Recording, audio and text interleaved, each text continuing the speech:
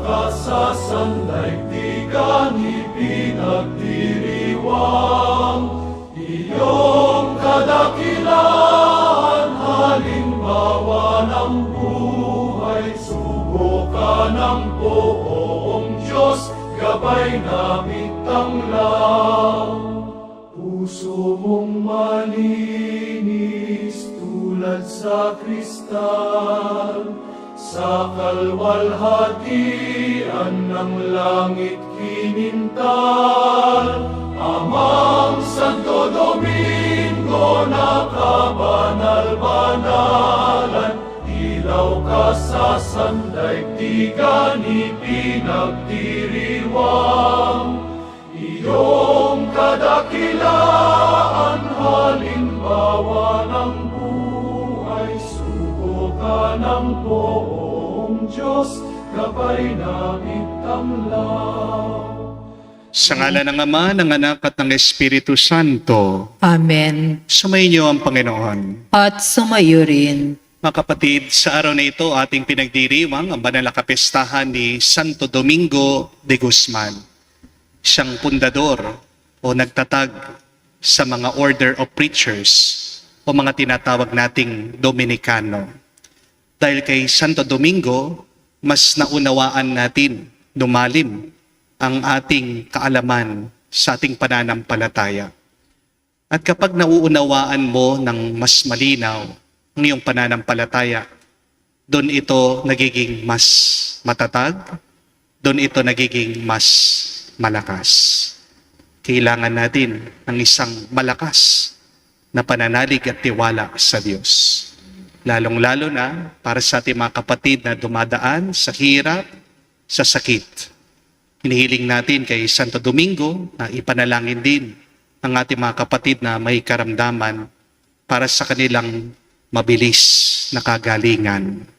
At para tayong lahat ay makitang karapat-dapat na makatanggap sa mga banal na misteryo, tayo'y magpakumbaba, humiling muli ng kanyang awa. Inaamin ko Sa makapangyarihang Diyos at sa inyo mga kapatid, na lubha kong nagkasala sa isip, sa salita, sa gawa, at sa aking pagkukulang. Kaya isinasamo ko sa mahal na Birhen Maria, sa lahat ng mga anghel at mga banal, at sa inyo mga kapatid, na ako'y ipanalangin sa Panginoong ating Diyos.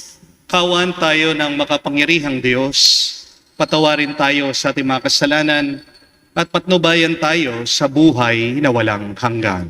Amen. Panginoon, kaawaan mo kami. Panginoon, kaawaan mo kami. Kristo, kaawaan mo kami. Kristo, kaawaan mo kami. Panginoon, kaawaan mo kami. Panginoon, kaawaan mo kami. Manalangin tayo. Ama naming makapangyarihan, ang iyong sambayanan, naway tungangan ng ulirang pamumuhay at pagdalangin ni Santo Domingo, maging tagapagtaguyod nawa sa aming katapatan sa iyo, ang mamuhay bilang tagapangaral ng maasahang katotohanan mo sa pamagitan ni Jesucristo kasama ng Espiritu Santo magpa sa walang hanggan. Amen.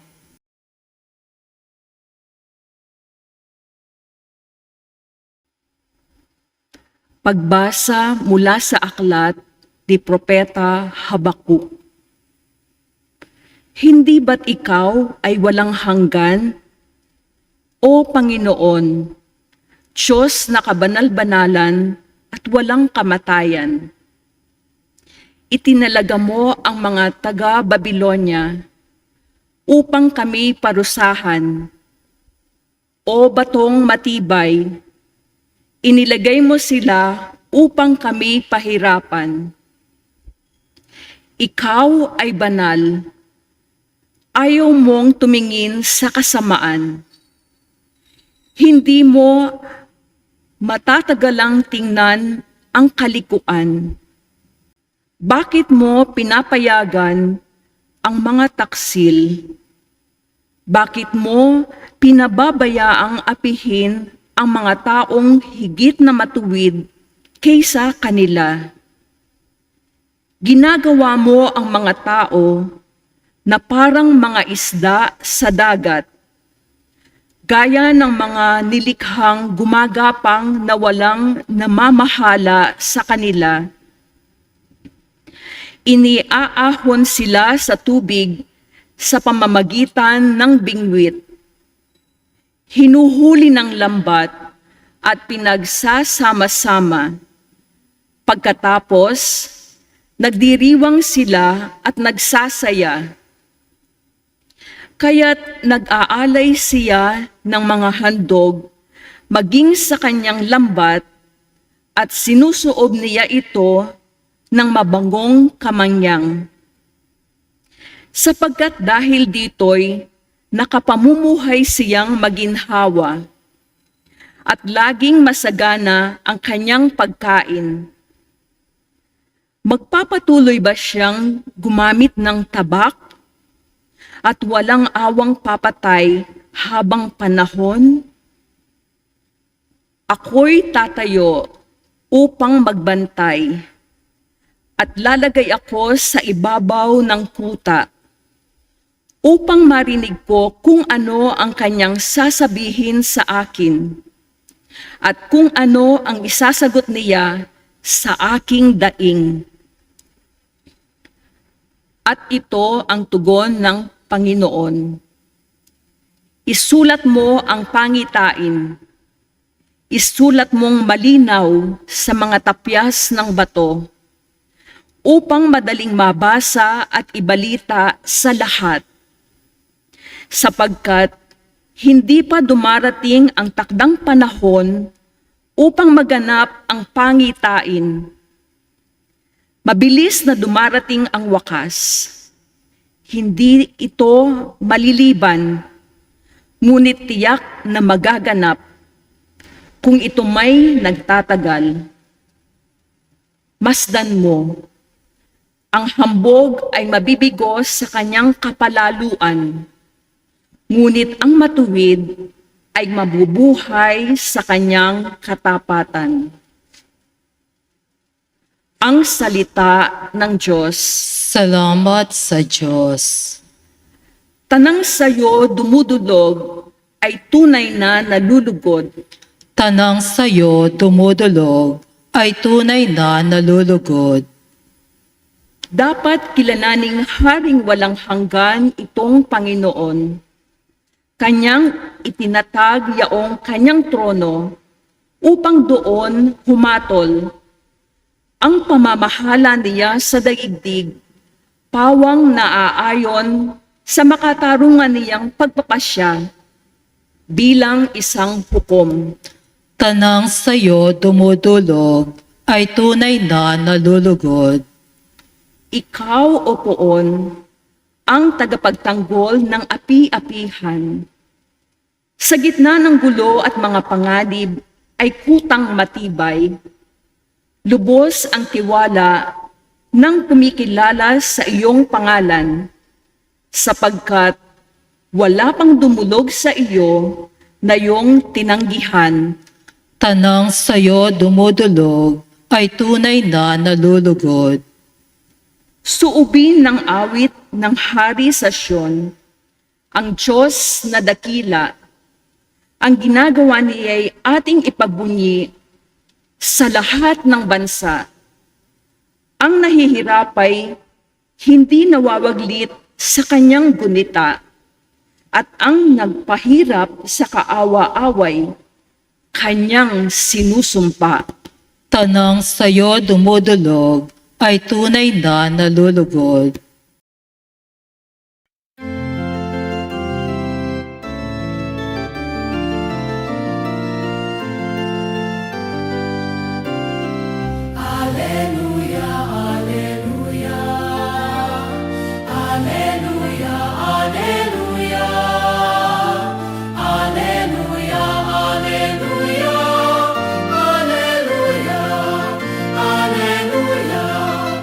Alleluia,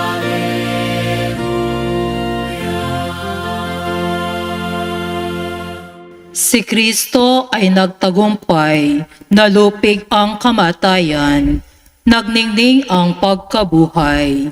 Aleluya, aleluya. Sumainyo ang Panginoon. At sumayo rin. Ang mabuting balita ng Panginoon ayon kay San Mateo. Papuri sa iyo, Panginoon. Nung panong yun, lumapit ang isang lalaki, lumuhod sa harapan ni Jesus at ang sabi, Ginoo, mahabag po kayo sa anak kong lalaki. Siya po'y hinihimatay at lubhang nahihirapan kung sinusumpong, sapagkat madalas siyang nabubuwal sa apoy o kaya mahulog sa tubig. Dinala ko na po siya sa inyong mga alagad, ngunit hindi nila napagaling. Sumagot si Jesus, lahing walang pananampalataya at matigas ang ulo. Hanggang kailan dapat ako manatiling kasama ninyo? Hanggang kailan ko kayo pagtitiisan? Dalhin niyo rito ang bata. Pinagwikaan ni Jesus ang demonyo at lumabas ito at ang bata'y gumaling agad.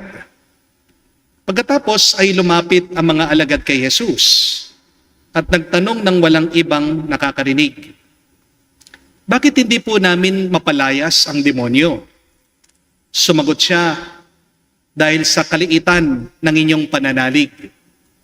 Sinasabi ko sa inyo, kung magiging sinlaki man lamang ng butil ng mustasa ang inyong pananalig sa Diyos, masasabi ninyo sa bundok na ito, lumipat ka roon at lilipat ito. Walang bagay na hindi ninyo mapangyayari. Mga kapatid, ang mabuting balita ng ating Panginoon. Pinupuri ka namin, Panginoong Jesucristo. Magandang araw po muli sa inyong lahat. Bukod po sa pagiging pundador ng mga order preachers o mga tinatawag nating Dominicano, si Santo Domingo po ay kilala dahil po sa apat na bagay. Una, mahusay po siyang mangaral. Hindi lamang po siya nagturo ng doktrina. Lumakad po siya sa bayan, nakikipag-usap po sa mga simpleng tao. At pinapaliwanag po niya ang pananampalataya natin na may kababaang loob at pagmamahal. Pangalawa, si Santo Domingo po, mahal na mahal niya ang katotohanan. Nung panahon po niya, laganap po ang isang maling aral na tinatawag pong Albigensian o mga Cathars. Sa halip na dahas, pinili po niyang labanan itong kamalian sa pamagitan po ng katotohanan, ng panalangin at ng mabuting halimbawa. Pangatlo, si Santo Domingo po mahilig mag-aral. Naniniwala po si Santo Domingo ng isang mangangaral ay hindi lang dapat banal, kundi dapat mahusay siya na pag-aralan ang salita ng Diyos. At pang-apat, kahuli-hulihan, kilala din po siya sa kanyang awa sa mga makasalanan. Hindi po niya agad hinusgahan ang mga tao. Pinagdasal niya sila at inakay mas malapit sa Diyos. Bagamat hindi kilala si Santo Domingo bilang patron po ng mga may sakit, ang kanya pong buhay ay puno ng mga aral tungkol sa pagtitiwala sa Diyos, habag at panalangin na makakatulong naman po sa mga may sakit. Kaya tandaan niyo po itong tatlong aral mula kay Santo Domingo para manatili tayong malusog at kung kayo man ay may sakit, makatulong sana ang mga aral na ito para sa inyong mabilis na kagalingan. First, remember, Saint Dominic teaches us that healing begins with compassion. Ang paggaling ay nagsisimula sa pagkalinga. Si Santo Domingo po ay hindi lamang nagturo ng katotohanan. Mas mahalaga po sa kanya yung pagmamahal sa mga taong naghihirap. May isa pong napakagandang kwento tungkol kay Santo Domingo. Nung nagkaroon daw po ng isang matinding taggutom sa Europa, marami daw pong mga taong namatay. Si Santo Domingo po ay estudyante pa lang noon. At kahit na napakahalaga po ng mga aklat, dahil sulat lang po sila ng kamay, ang isa pong aklat, napakamahal po, binibili nung unang panahon. Ang ginawa daw po ni Santo Domingo ay binenta niya yung kanyang mga aklat at ginamit niya yung pera bilang pambili ng pagkain para mapakain niya yung mga taong nagugutom. At napakaganda po nung kanyang sinabi. Turo niya, paano ako makakapag-aral gamit ang mga patay na balat ng libro, samantalang ang mga tao naman namamatay sa gutom. Hindi po tinuring ni Santo Domingo na mas mahalaga ang kanyang mga libro kaysa sa buhay ng mga tao. At napakaganda pong paalaala nito para sa atin. Ang katawan maaaring gumaling sa pamamagitan ng gamot, pero ang tao mas mabilis bumuti kapag inaalagaan mo siya. Hindi gagaling ang tao kung ang tingin mo lang sa kanya ay gamit. Oo, maraming mga may sakit, maaari mong mabili ng gamot sa butika, pero merong mga sugat na ang pagmamahal lamang ang makakapagpagaling. Kaya kung merong taong nagmamahal sa'yo, may umayakap sa'yo, nagbabantay sa'yo, pinagpala ka, kapatid. Kaya isa po sa mga napapansin ko bilang pari kapag ako'y bumibisita sa mga may sakit, kapag ina-anoint ko po sila. Marami po akong nakikitang mga matatanda na kahit na 80 na, 90 na, malakas pa rin sila. Ang tanong bakit? Hindi lang po ito dahil sa gamot na kanilang iniinom, kundi dahil napapaligiran sila ng mga anak, ng mga apo na nagmamahal at nag-aalaga sa kanila. Pero kabaliktaran din po ay totoo. Merong mga tao na nagiging malubha ang kanilang sakit dahil wala silang ibang naririnig sa bahay kundi sigawan. Merong mga tao nagiging grabe ang kanilang nararamdaman kasi wala silang ibang nararanasan kundi puro panunumbat, malamig ang pakikitungo sa kanila. Kaya nga nawawalan sila ng ganang mabuhay. Minsan, ang pinakamasakit na karamdaman ay hindi po cancer, hindi po stroke, hindi po diabetes. Ang pinakagrabing sakit minsan ay yung pakiramdam na walang nagmamahal sa iyo. Hindi po ba? Kaya nga mga kapatid, kung may kasama kang may sakit sa bahay, huwag mo lang silang painumin ng gamot. Bigyan mo sila ng tamang oras, yakapin mo sila, lambingin mo sila, unawain mo sila. At makikita mo, agad silang gagaling, agad silang lalakas. Dahil tandaan niyo po ito, compassion is the best medicine. Ang pusong nagkakalinga ay nagiging instrumento ng pagpapagaling ng Diyos. But second, St. Dominic also taught us that we should pray before we panic. Kilala po si Santo Domingo bilang taong palaging nananalangin. Ayon nga po sa kwento, pagkatapos daw po ng mahabang araw ng pangangaral at paglalakbay, hindi daw po siya agad natutulog. Pumupunta daw po siya sa simbahan. Kahit na gabi, nagdarasal daw po siyang mag-isa sa harap ng krus. Madalas, natatagpuan din po siya ng ibang kasama niya na umiiyak habang nananalangin siya. At bago po siya mangaral, nagdadasal din po siya. At ito po marahil ang dahilan bakit maraming mga tao ang nakumperte niya at napagbalik po niya ng loob sa Diyos. Kaya kung meron ka mang problema o may masama kang nararamdaman, huwag ka munang agad mag-alala. Minsan nakakatawa tayo Inuuna muna nating hanapin yung mga sintomas. Ano kaya yung sakit natin? Mag-google tayo, mag-i-internet tayo. Bago natin kausapin ang Diyos.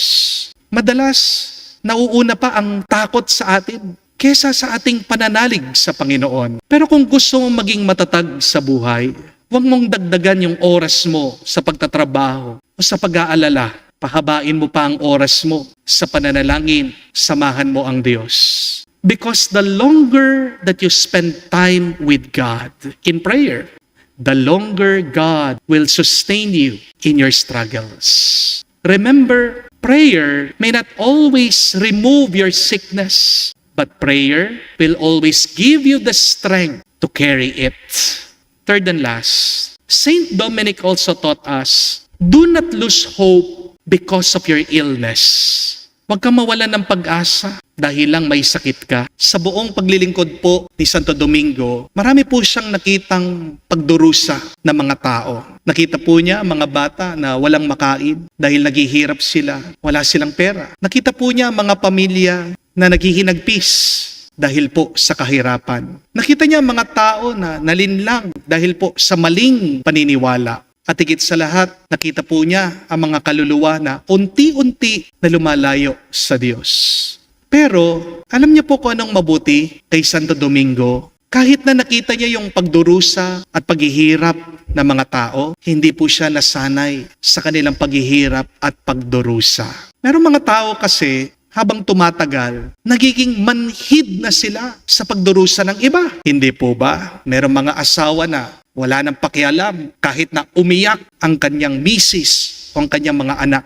Merong mga anak na wala din pakialam kahit na nagmamakaawa na ang kanilang mga magulang sa kanila. Meron ding mga ibang leader sa ating gobyerno na walang pakialam, manhid, na hindi sila naaawa, nalubog sa baha ang kanilang mga nasasakupan. Pero si Santo Domingo, habang mas marami po siyang nakikitang taong naghihirap, lalo siyang mas napalapit sa Diyos at lalo siyang naging mas mapagmahal. Hindi siya nawala ng pag-asa dahil naniniwala siya na mas makapangyarihan ng Diyos kesa sa anumang sakit at hirap. Kaya nga po mga kapatid, tandaan niyo po ito. Ang diagnosis ay hindi po ang huling salita. Kahit na merong mga masamang nangyayari sa ating buhay, hindi yan ang tuldok ng ating kwento. Bandang huli, ang magwawagi pa rin ay ang Diyos. At lalakas ang iyong paniniwala, ang iyong pananampalataya kung magdarasal ka. Meron pong isang Eucharistic minister dito po sa ating parokya. Nung pagdating ko po, naka-wheelchair lang po siya dahil sa kanyang sakit. Pagsimula po, nung nagkasakit siya, ang kwento po ng kanyang mga kaibigan, naging napaka-mainitin ng kanyang ulo. Pero mag-umpisa daw po, nung nakikinig siya sa ating mga online mass, at nag-a-attend din po siya ng ating mga healing mass every Saturday. Dalawa pong milagro yung nangyari sa kanya. Una, lumamig po yung kanyang ulo, naging mapagpasensya siya. At pangalawa, pagkatapos po ng ilang buwan na treatment, ng nagpapadasal, nagpapapray over dito po sa parokya, alam niyo po kung ano nangyari? Ngayon, nakakalakad na siya. Dati po, nakita ko, may hawak pa po siyang tungkod. Pero lately, kahit po yung tungkod, wala na. Hindi po ba napakagandang balita nito? God is so good, sobra-sobra. Tignan niyo po kung anong nagagawa ng pag-asa. Binubuhay ka, pinapalakas ka. Kaya tandaan niyo po mga kapatid, ang pag-asa ay hindi gamot. Pero nakakatulong ito para maging mabisa ang iyong gamot. Ang pag-asa, hindi po therapy. Pero nagbibigay sa iyo ito ng lakas para pagpatuloy mo ang iyong therapy. At ang pag-asa, hindi naman himala mismo. Pero dahil sa pag-asa, yan na nagbubukas sa iyong puso para tanggapin mo ang himalang hinahanda ng Diyos para sa iyo. Kaya kung meron kang sakit ngayon, huwag mong hayaan na mauna ang iyong takot kesa sa pananampalataya. Huwag mong hayaan na mauna ang pagsuko kesa sa pag-asa. Dahil habang merong Diyos, merong kang dahilan para umasa, para magpatuloy, para maghintay sa mas magandang pagpapala na hinahanda ng Diyos para sa iyo. Kaya sa banal na misa pong ito, manalangin po tayo kay Santo Domingo para ang mga may sakit ay lumakas at ang mga nahihirapan ay matulungan. Basta tandaan niyo po, mas mabilis gumaling ang tao kapag minamahal mo siya. Magdasal ka bago ka mag-alala at palagi kang umasa dahil walang sakit na hindi kayang pagalingin ng Diyos. Kaya sabihin natin, Santo Domingo, ipanalangin mo kami ngayon at magpakailanman. Amen. Tumayo po tayo, alay po natin sa Diyos ang ating mga dasal at panalangin. Sa pananalangin, lumapit tayo sa Diyos, Ama, na nagbibigay sa atin ang kapangyarihan sa lahat ng sanlilikha. Ating sabihin, Panginoon, dinggin mo kami. Panginoon, dinggin mo kami. Ang simbahan at ang kanyang sambayanan naway mapatatag sa pananampalataya at gawing sandigan ang Panginoon sa kanilang mga pagsubok at pagdurusa. Manalangin tayo sa Panginoon. Panginoon, dinggin mo kami. Ang mga puso ng mga leader ng mga bansa naway huwag maging bato at huwag maimpluwensyahan ng kasamaan ng pangkamasarili. Manalangin tayo sa Panginoon. Panginoon, dinggin mo kami. Ang mga taong naging manhid na sa pagkakasala, Naway magbalik loob sa Diyos. Manalangin tayo sa Panginoon. Panginoon, dinggin mo kami. Sa katahimikan po ng ating puso, sabihin natin, banggitin natin ngayon sa Diyos ang ating mga personal na pangangailangan. Makapangyarihang Ama, nilalagay namin sa iyong paanan ang aming mga pangangailangan at nananalig kami na may pananalig sa iyong tulong at awa sa pamagitan ni Kristo, aming Panginoon. Amen.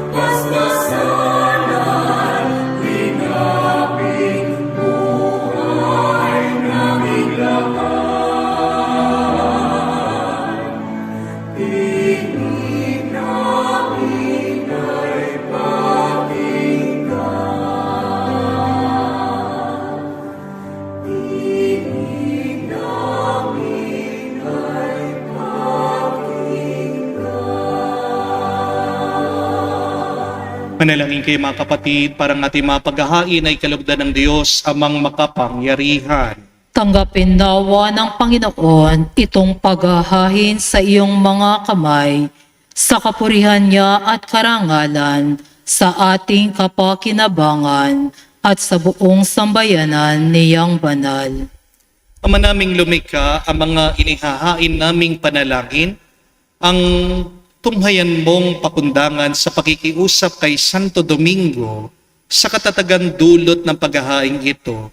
Pagtibayin mo ang mga nagtatanggol sa pananampalataya, pakundangan sa pagtatangkilik ng kagandahang loob mo sa pamagitan ni Jesucristo kasama ng Espiritu Santo magpasawalang hanggan. Amen. Sumainyo ang Panginoon. At sumayo rin, Itaas sa Diyos sa inyong mga puso at diwa. itinaas na namin sa Panginoon. Pasalamatan natin ang Panginoong ating Diyos. Marapat na siya ay pasalamatan. Ama naming makapangyarihan, tunay nga marapat ikaw ang aming pasalamatan. Ngayon, kinagagalak naming may mga banal na tao na nagtalaga ng sarili sa anak mong si Jesucristo upang ipamalas nila ang paghahari mo at maakit ang kapwa na manalig sa iyo. Ngayon sa amin binigay ng iyong anak na minamahal ang kabanalang iyong taglay at hangad mong kamtin ng tanan. Itong pinanggalingan aming ngayon nililingunan. Itong aming pinanggalingan aming ngayon nililingunan. Dito mo rin nais na kami makarating at humantong. Kaya kaisa ng mga anghel nagsisiawit na papuri sa iyo nang walang humpay sa kalangitan, kami nagbubunyi sa iyo kadakilaan.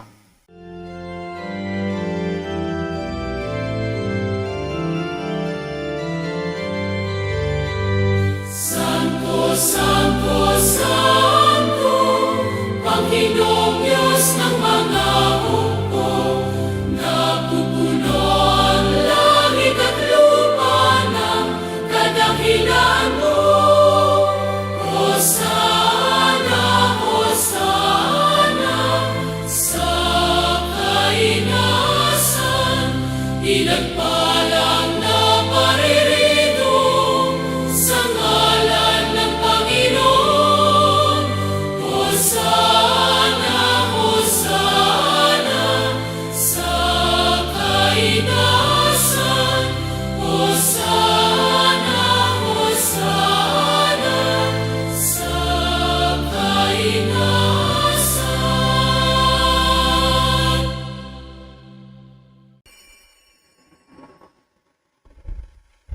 Ama naming banal, ikaw ang bukal ng tanang kabanalan.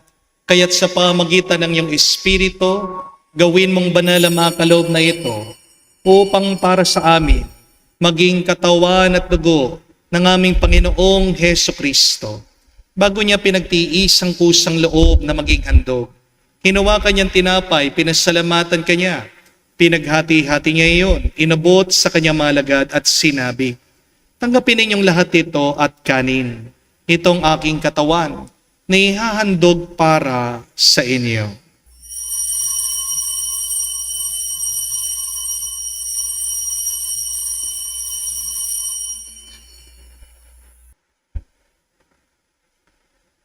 Gayon din naman na matapos ang hapunan, hinawakan niyang kalis, muli kanyang pinasalamatan. Nabot niyang kalis sa kanyang malagad at sinabi, "Tanggapin ninyong lahat ito at inumin. Ito ang kalis ng aking dugo, ng bago at walang hanggang tipan. Ang aking dugo na ibubuhos para sa inyo at para sa lahat, sa ipagpapatawad ng mga kasalanan.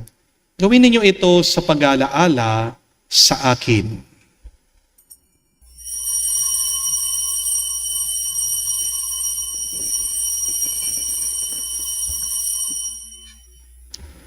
Ang misteryo ng pananampalataya.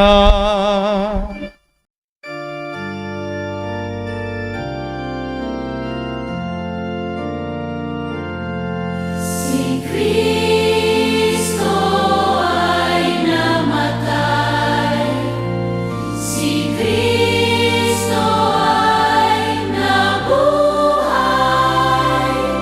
si Kristo ay babalik sa wakas,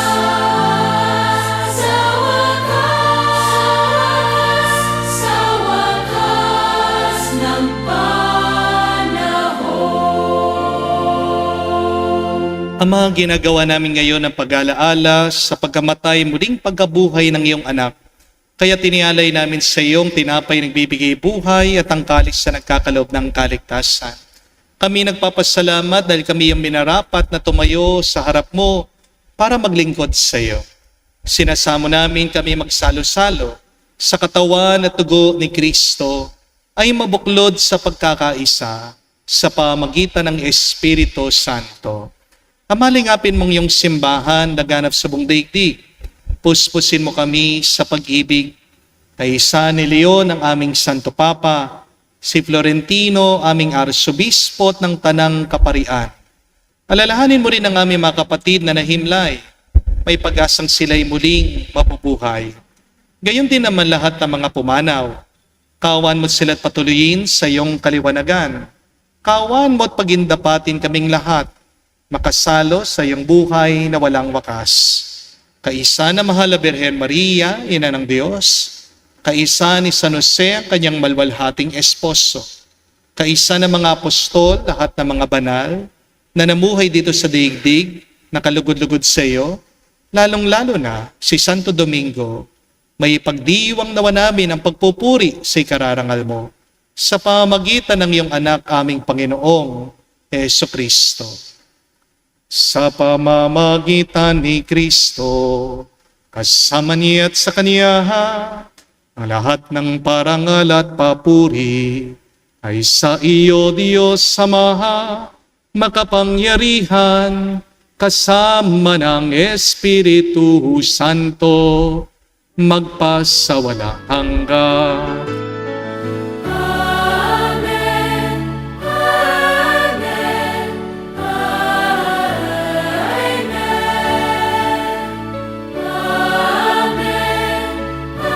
Amen, Amen. Sa nakagaling na utos sa turo ni Jesus sa Panginoon natin na Diyos, ipahayag natin ang lakas, loob.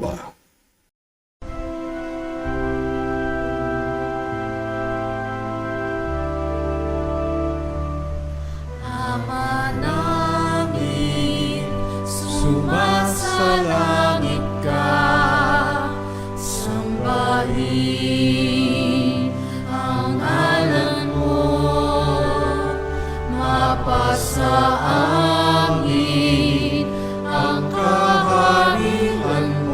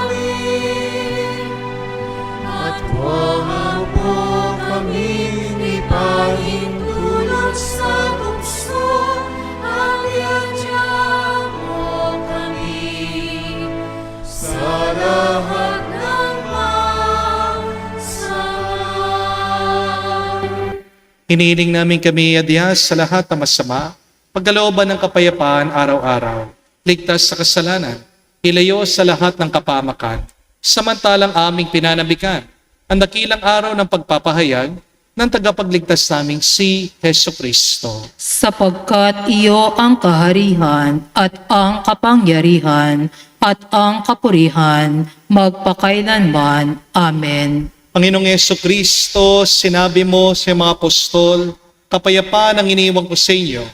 Ang aking kapayapaan binibigay ko sa inyo. Tunghayan mo ang aming pananampalataya at huwag ang aming pagkakasala. Pagkalooban mo kami ng kapayapaan at pagkakaisa ayon sa iyong kalooban. Kasama ng Espiritu Santo, magpa sa walang hanggan. Amen. Kapayapaan ng Panginoon ay laging sumainyo. At sumayo rin. Magbigayan po tayo ng kapayapaan sa bawat isa. Isuyo niyo po, kapayapaan po sa inyong lahat.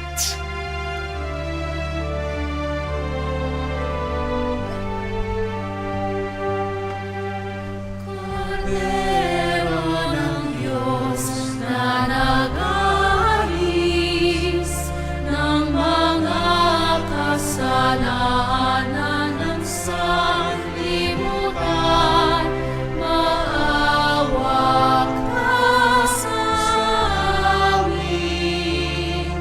Maawa ka sa amin.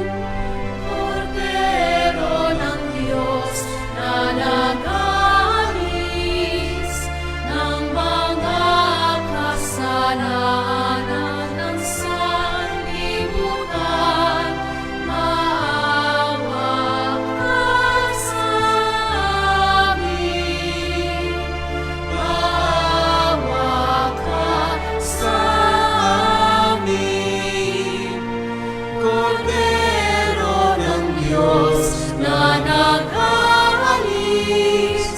ng mga kasalanan ng sanlibutan, ipagkaloob mo sa amin ang kapayapaan.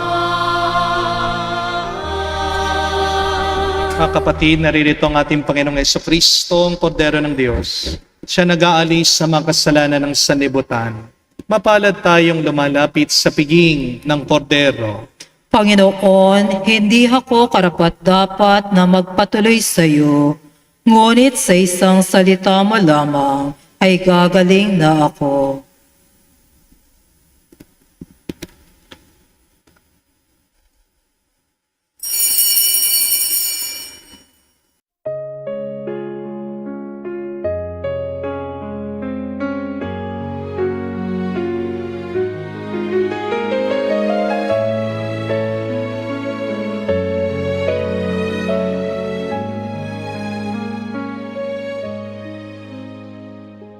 Stay with me, Lord, that I never forget you.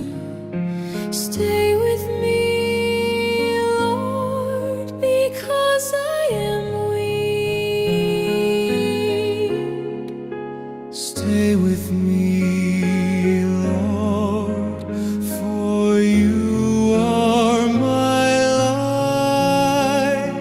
Stay with me, Lord, for you are my light. Oh, how I need you, my Jesus, in this night of exile.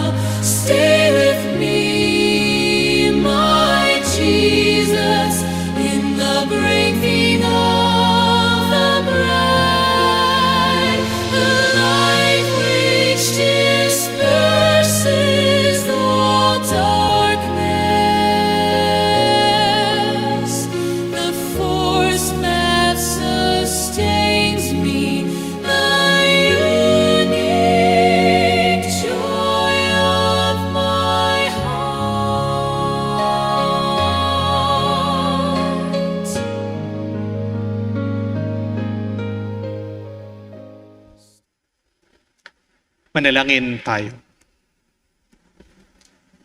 Ama naming mapagmahal, ang lakas na dulot ng piging mong banal, ngayong ginugunita si Santo Domingo, ay lubusan nawang pakinabangan ng iyong sambahayan na napariwara at napamunga sa kanyang pagpaparangal at naway matulungan ng kanyang pagdarasal sa pamagitan ni Jesucristo kasama ng Espiritu Santo magpasawalang hanggan. Amen. Inanyayaan ko po kayo na ilagay ang inyong mga kanang kamay sa inyong madibdib.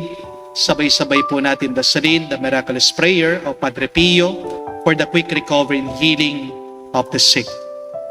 Heavenly Father, I thank you for loving me. I thank you for sending your Son, our Lord Jesus Christ, to the world to save and to set me free. I trust in your power and grace that sustain and restore me. Loving Father, touch me now with your healing hands, for I believe that your will is for me to be well in mind, body, soul, and spirit. Cover me with the most precious blood of your Son, our Lord Jesus Christ, from the top of my head to the soles of my feet. Cast out anything that should not be in me. Root out any unhealthy and abnormal cells. Open any blocked arteries or veins, and rebuild and replenish any damaged areas.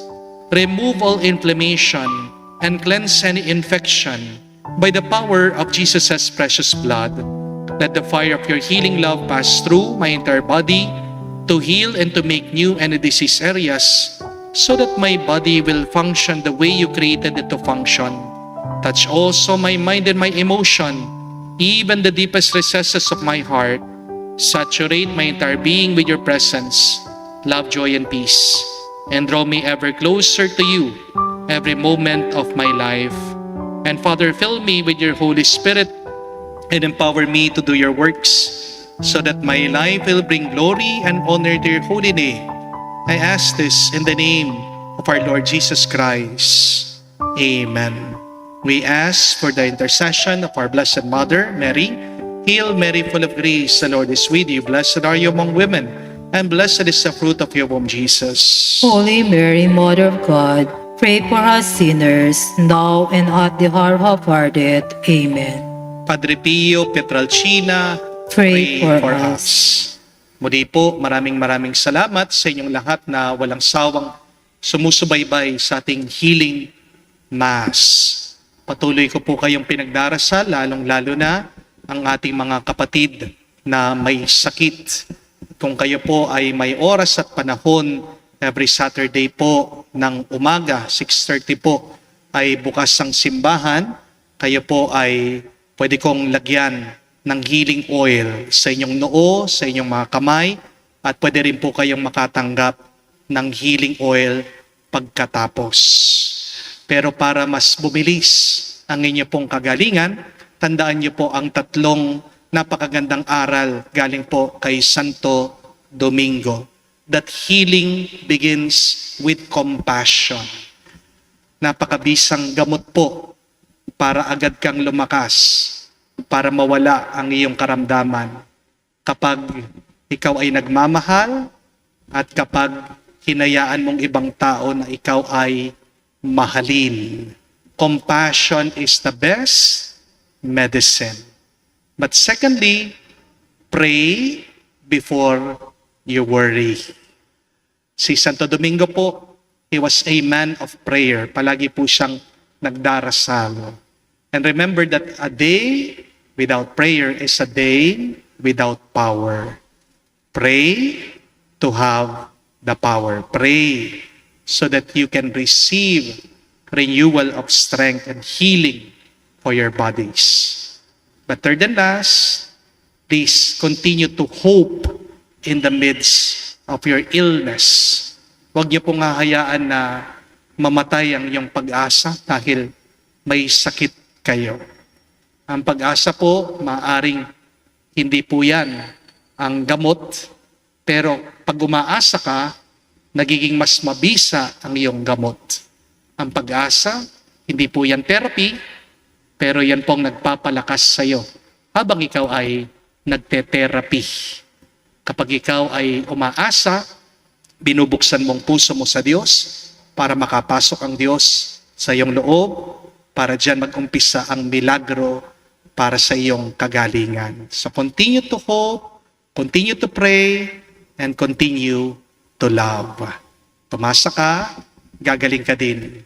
At habang ikaw ay may sakit, pagpatuloy mo ang iyong pagpupuri, ang iyong pananalangin, ang iyong pagsamba sa Diyos. Dahil walang imposible pagdating sa Diyos. Sumainyo ang Panginoon. At sumayo rin. At kayo basbasan ng Diyos, makapangyarihan sa lahat. Sa ngalan ng Ama, ng Anak, ng Espiritu Santo. Amen. Ang ating misa ay natapos na. Humayo kayo sa kapayapaan ni Kristo. Salamat sa Diyos.